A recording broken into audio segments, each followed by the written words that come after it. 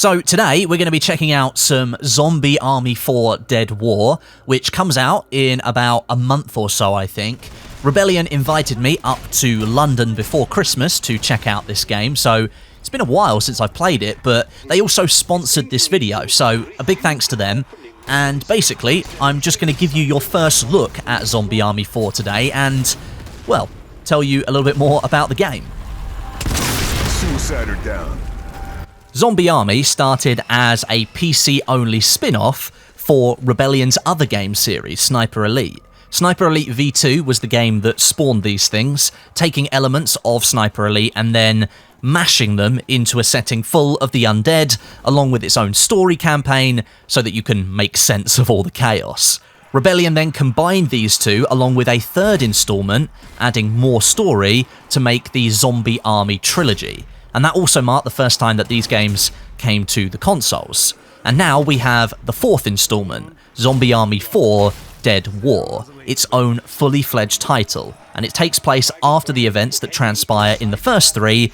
And what you get is more zombies, more chaos, more weapons, and just generally more killing. Target down. The story campaign carries on after you killed off Zombie Hitler in Zombie Army Trilogy and you casted him off into hell, but the undead army has risen again, and that presents Survivor Brigade, these are the playable characters that you can use, another massive challenge. The game is mostly set in southern Europe in 1946, and you can play through the campaign solo, or you can play with some of your friends. Up to 4 players can play through, they can connect together, and you can go through the story co-op style. There's a zombie zoo level that you can fight your way through. There are canal areas infested with zombies that need to be secured, taken back from the zombie horde, and Hitler does once again make an appearance, despite the fact you've banished him to hell. So, I'm not going to ruin the story for you, but he was in the trailer, so you already knew he was coming. The story campaign takes up where the trilogy left off, and it kickstarts the action again, so if you were a fan of the previous installments, then it's safe to say that you're going to enjoy this one. But for me, liking mainly shooter games, the gunplay is one of the main attractions with Zombie Army. It takes the ballistic system that was created by Rebellion for their Sniper Elite games, and it's implemented in here for some awesome kill cam headshots and x-ray cams against the zombies. You get that time of flight camera, so you can see the bullets just flying towards your enemies. So you get to see some bone destruction, some bullet penetration from some of the shots you land. So if you're like me, and you like taking out enemies using sniper rifles, then there's gonna be lots of opportunities for you to pull off some creative kills, and you can activate those different kill cams. But the actual weaponry on offer in Zombie Army 4, that has been stepped up a little bit from previous games. It takes some cues from the previous trilogy, but there's a little bit more going on here.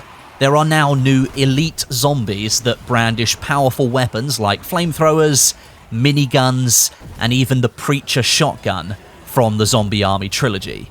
If you kill the elite zombies that are holding these powerful weapons, you can then go over and pick the weapon up off the ground, and you can use it for yourself against the incoming horde.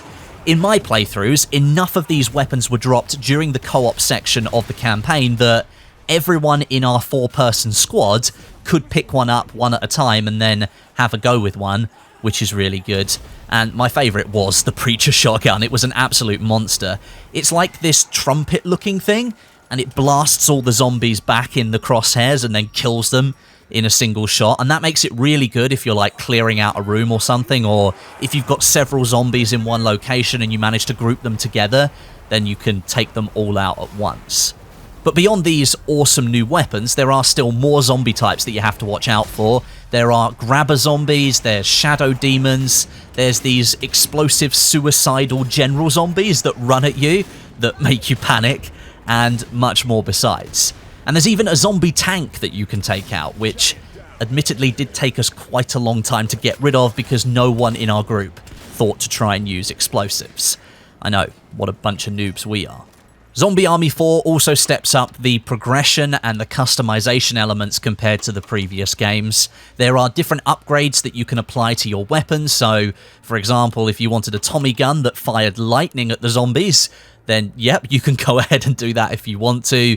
You can change the gun characteristics, certain things change the damage output, the rates of fire, things like that. Lots of different stuff you can do. You can craft multiple different weapon loadouts and have them ready for selection in the game menus. You're able to unlock different character abilities, you've got special attack moves, and you can even spice up all your weaponry with different camos and cosmetic items as well.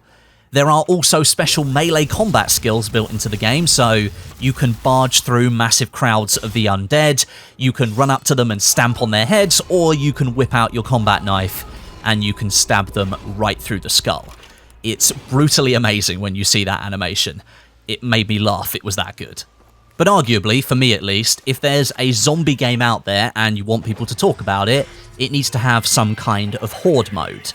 And of course, Zombie Army 4 does have a Horde mode. It returns, I mean, how could it not return, from the previous trilogy, and it's bigger and more chaotic than ever. The longer you and your squad can survive, the bigger the maps get, and that unlocks more areas for you to fight in and protect. There's different weapons placed around the map that allow you to change up your playstyle the longer you manage to stay alive. And within certain maps, there are elements that can be used to take out zombies in more creative ways. So for example, on the Via della Morte map, there is this like helicopter propeller that's crashed into the wall, and that can be activated to slice zombies in half if they run past. But don't be like me and then run into the propeller as you try and get past it and then get downed and sit there and watch your 3 teammates laughing at you because you missed the giant bloody propeller that was staring you right in the face. The Horde mode was really good fun, I have to admit. I didn't get to play it for as long as I liked because we played the campaign a little bit more, but I still had fun in the half an hour we got to play.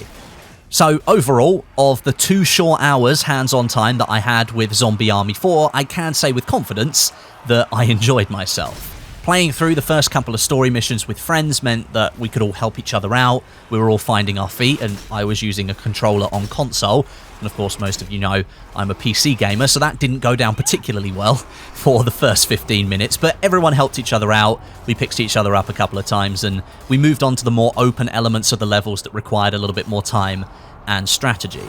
The Horde mode, yeah, that's just mindless fun. You just run around destroying wave after wave of zombies, all the elites that come in and even more. It's just a great mode to open up if you're looking to put a smile on your face, I guess.